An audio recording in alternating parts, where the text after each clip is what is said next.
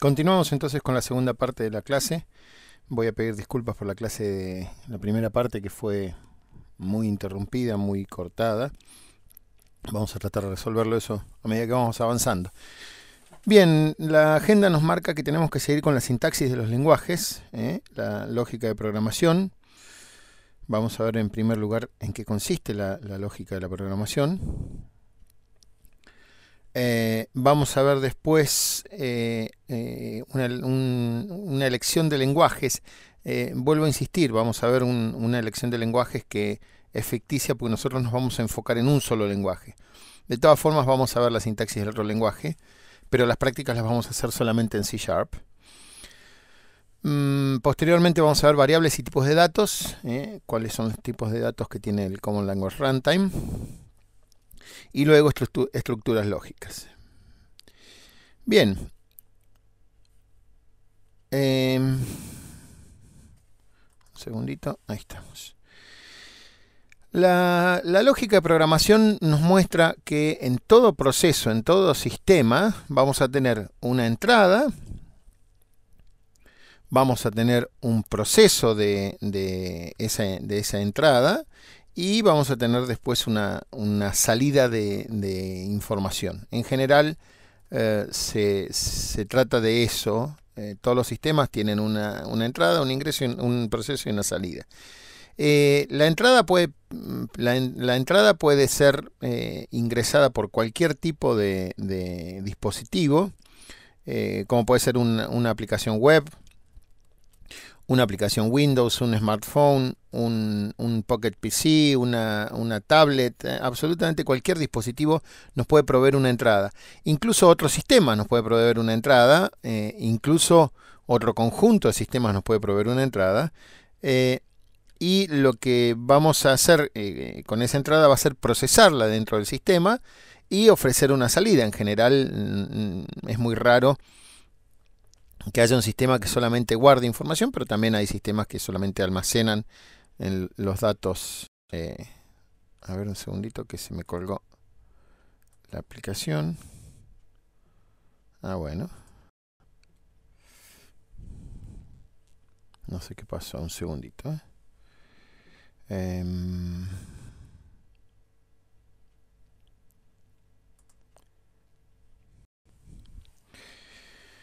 Bien, la entrada de datos puede entonces ser a través de cualquier dispositivo y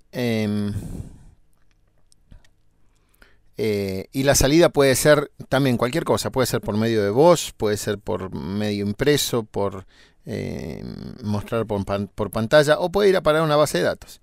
Entonces en estos flujos siempre hay una entrada y una salida de datos. Algunos flujos de datos, como vemos en esta parte de la diapositiva, van a requerir una condición que si se cumple vamos a pasar a la salida, o si no se cumple vamos a provocar un desvío de la lógica. Bien, hay varios flujos. En los flujos nosotros podemos poner varios tipos de desvíos, varios tipos de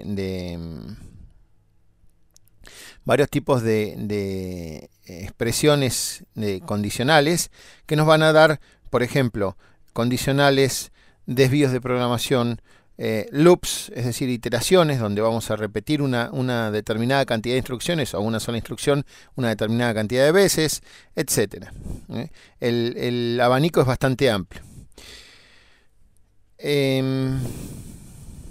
Bien. El flujo que estamos viendo en pantalla nos representa el procesamiento de código necesario para controlar el acceso a información proveniente de una base de datos, de una biblioteca de clases o de un servicio web. En general, actualmente las bibliotecas de clase interactúan directamente con la base de datos o con los servicios web, y nuestros procesos van a interactuar con la biblioteca de clases. Esa es la lógica. No está muy bueno el gráfico porque actualmente nos dice que nosotros en nuestro proceso podemos hacer un acceso a la base de datos. Se puede hacer tranquilamente, pero no es recomendable. Si el servicio web va a acceder a una base de datos, esta comunicación se puede preparar para eso. Pero en principio la idea es que, digamos, cada ámbito de la aplicación esté por un lado diferente. Bien, con respecto a los lenguajes de programación, tenemos dos lenguajes de programación principales, son visualbasic.net y C#. visualbasic.net es la evolución natural de .NET, de Visual Basic. Fue como les conté en la clase anterior, era un desarrollo natural por pedido de los desarrolladores. Le iban aumentando funciones a Visual Basic, pero Visual Basic no era un lenguaje orientado a objetos, no era un lenguaje fuertemente tipado, tenía muchísimos problemas con la seguridad de tipos, era case insensitive, tenía muchas dificultades. Lo que hace el visualbasic.net actualmente es mejorar esa performance, esa pobre performance de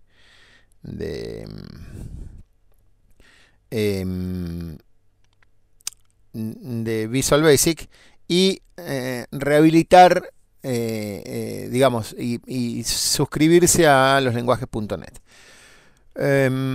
Con respecto a Visual C#, Visual C# fue un lenguaje creado específicamente para el .NET Framework.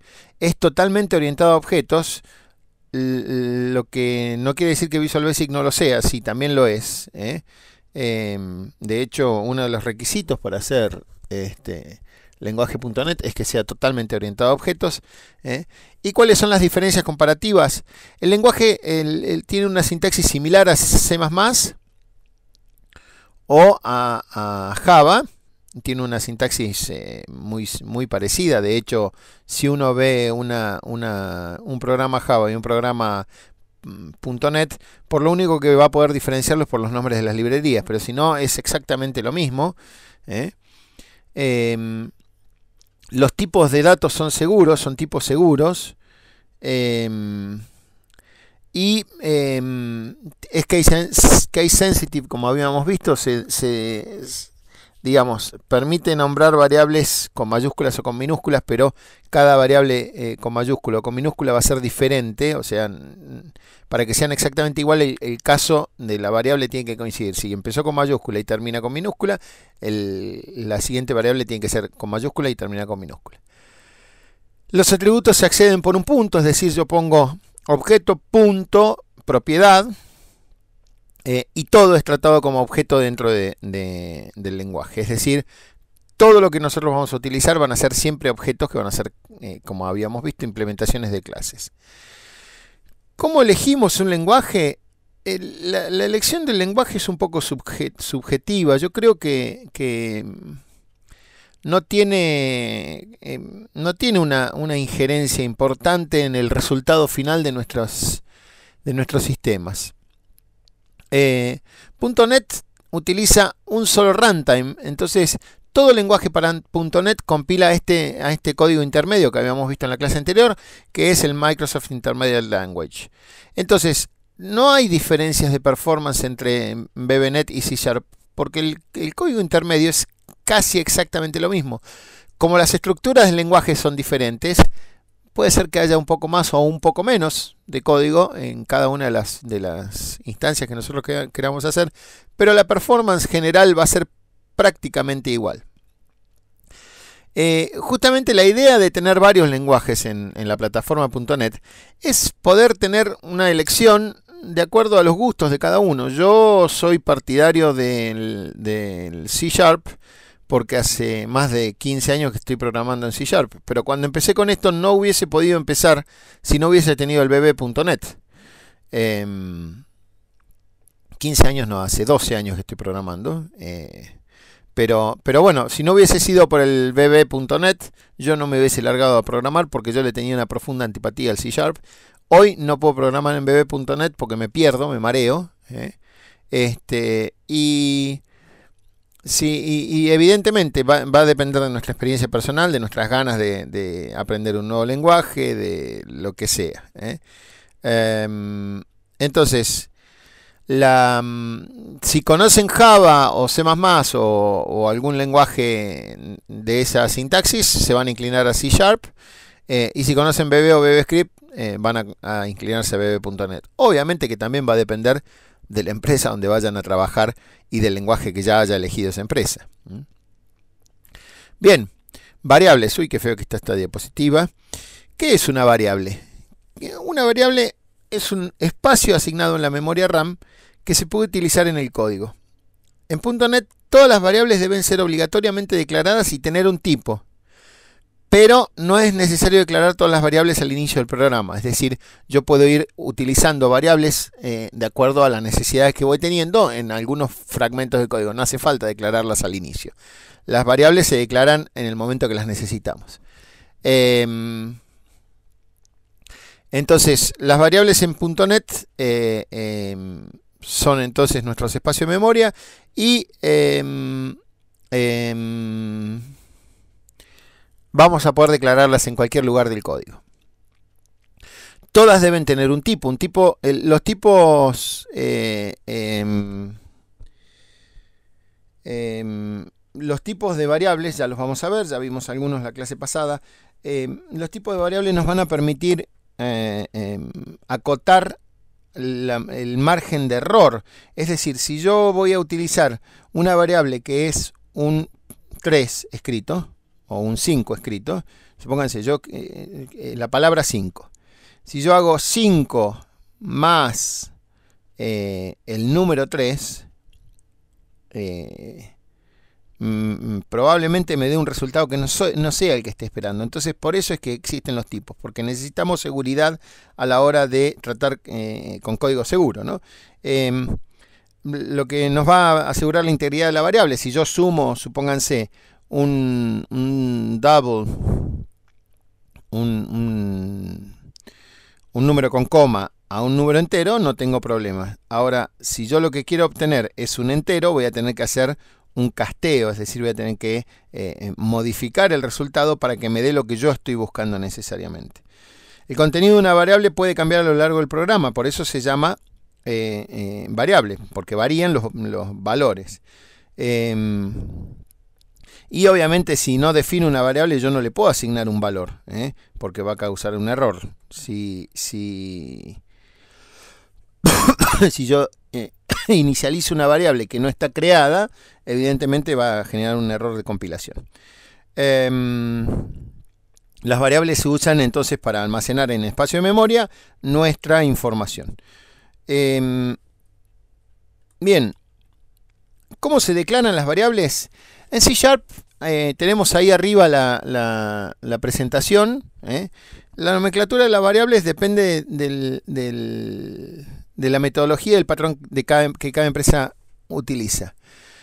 No es muy buena práctica. Perdón, me estoy confundiendo de diapositiva. Se me saltó una.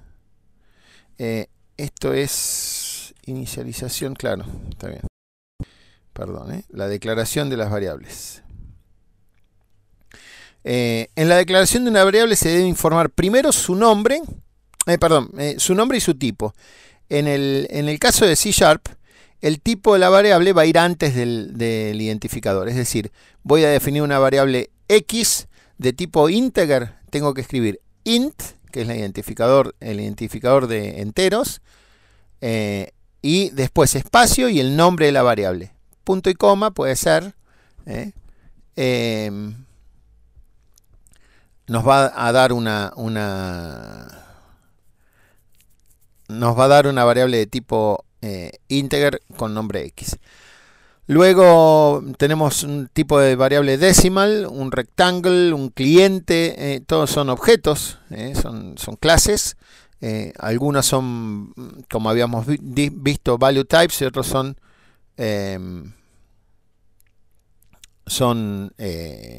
reference type, son tipos por referencia.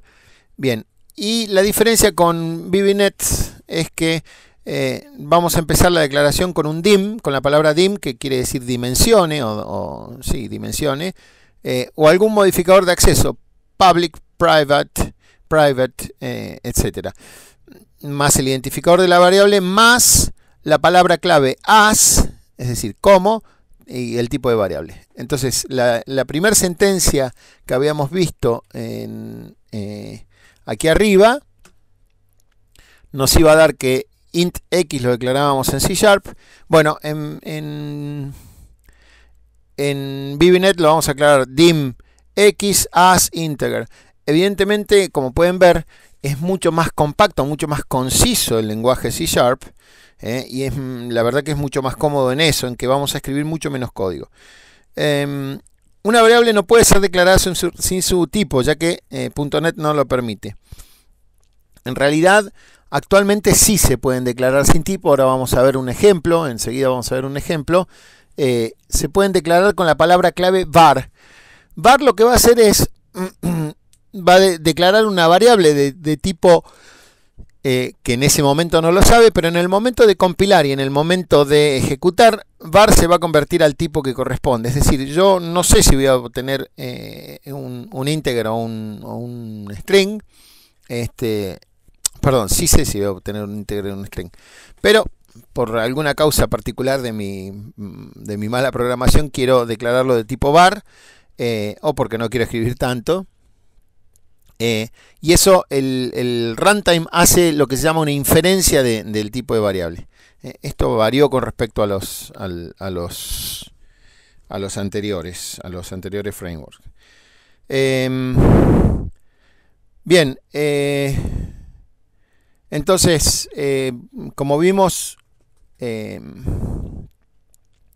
vamos a tener diversas formas de declarar una variable. Hay una cosa clave también, que es el alcance de la variable, que ahora enseguida vamos a ir a eso.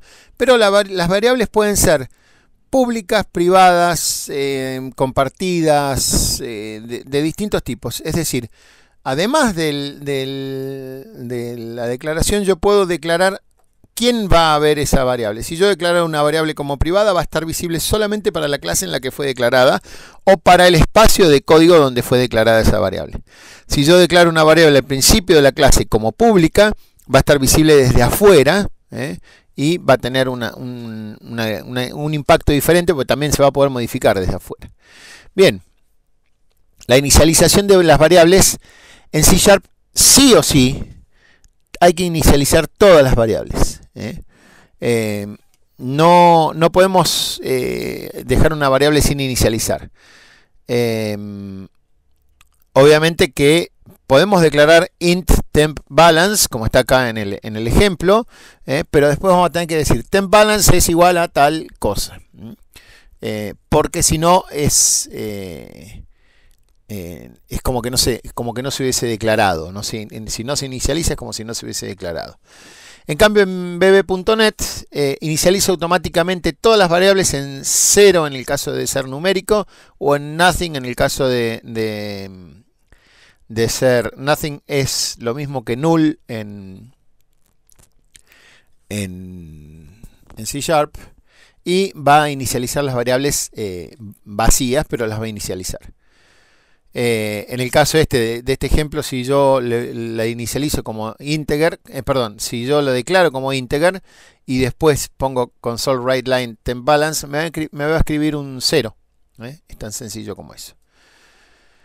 Bien, la nomenclatura de las variables. La nomenclatura de las variables es una cosa espinosa. Evidentemente ustedes se van a atar, a circunscribir a lo que mande su empresa donde estén trabajando. Pero es importante saber que las variables van a tener que responder a una convención o a una nomenclatura convencional. ¿Qué quiere decir? Si yo tengo por costumbre nombrar las variables de una determinada forma, voy a tener que darle siempre ese mismo tratamiento a las variables, para que sean fácilmente identificables. No es muy buena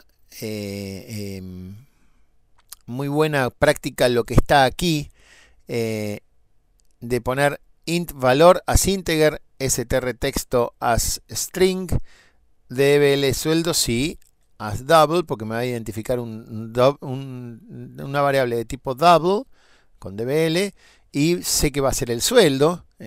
obj persona no es buena práctica, nombrar objetos, sino que hay que declarar de qué tipo son esos objetos.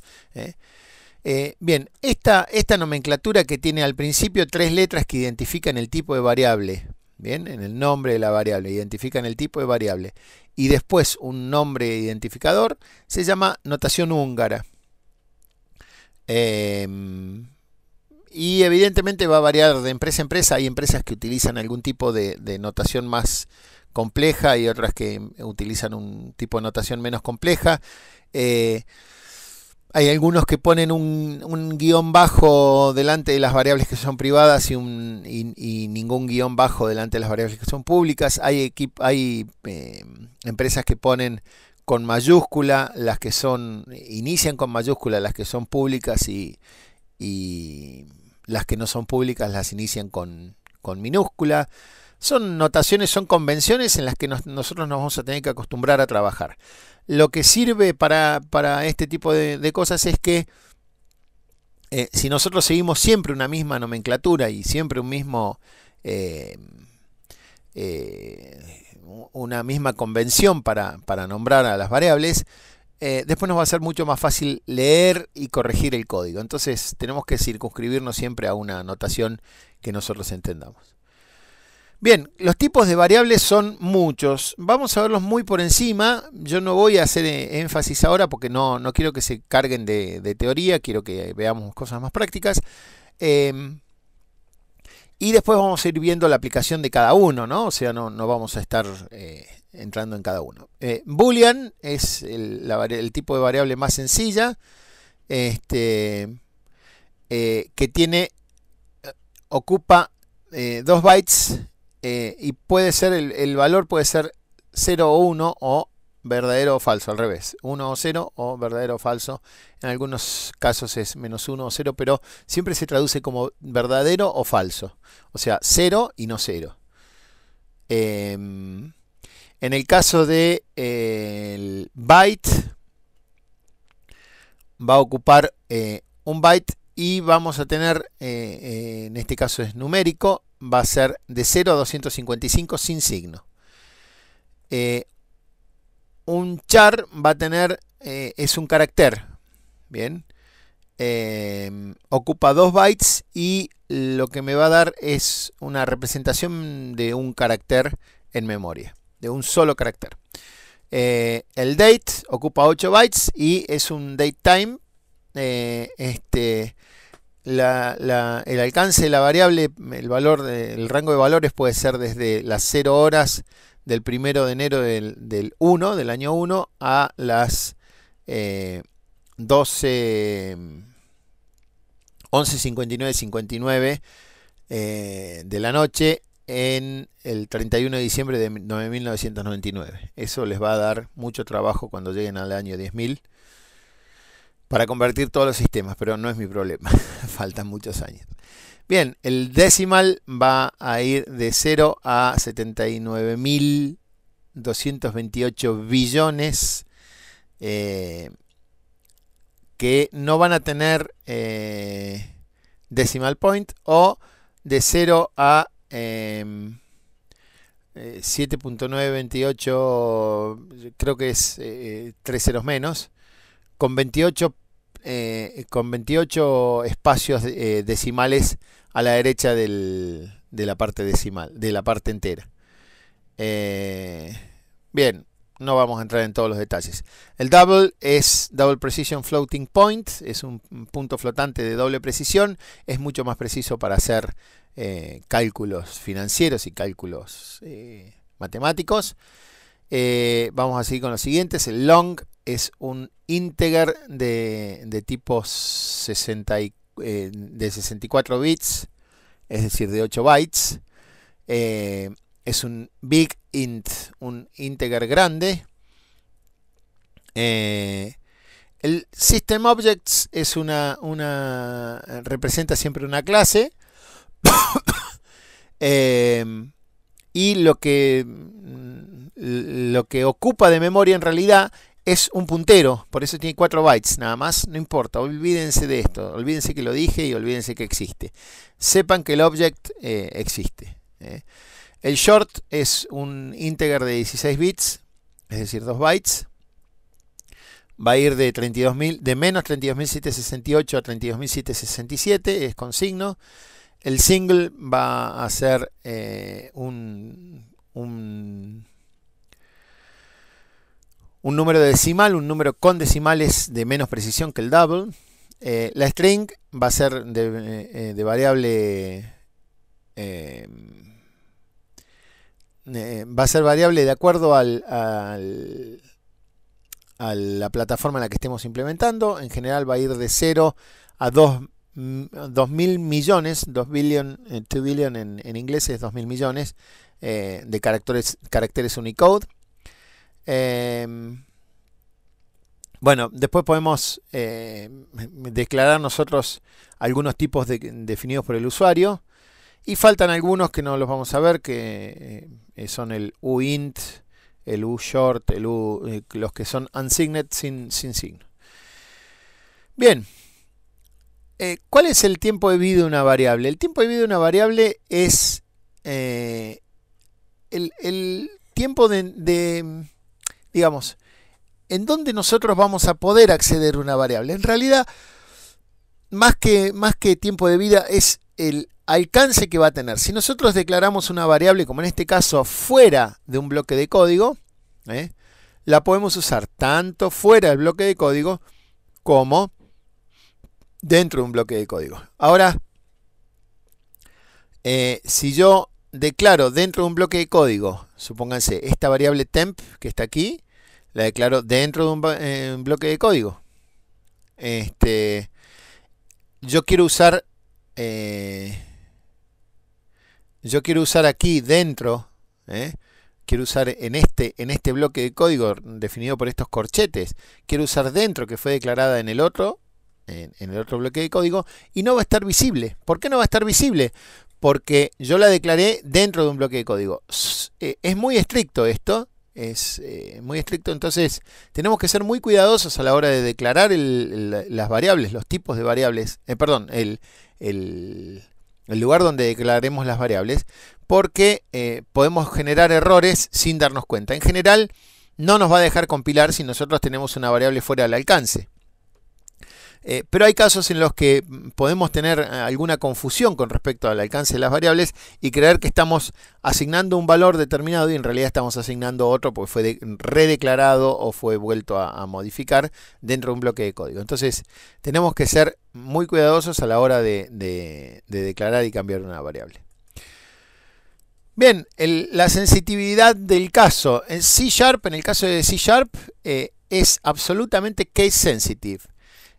Si yo declaro una variable que se llame, supónganse, sueldo con minúscula, y después llamo sueldo con mayúscula, no va a compilar eso. Directamente no va a reconocer el código ese porque no lo entiende. Distinto es en visualbasic.net, que no es case sensitive, y yo puedo declarar una variable con mayúscula y después invocarla con minúscula. En C# no compila. En VBNet si compila. En realidad lo que va a hacer ahora la IDE directamente es, me va a poner en el case que corresponde, pero yo puedo forzarlo a que no esté con el case que corresponde. Lo que es una estupidez, pero bueno.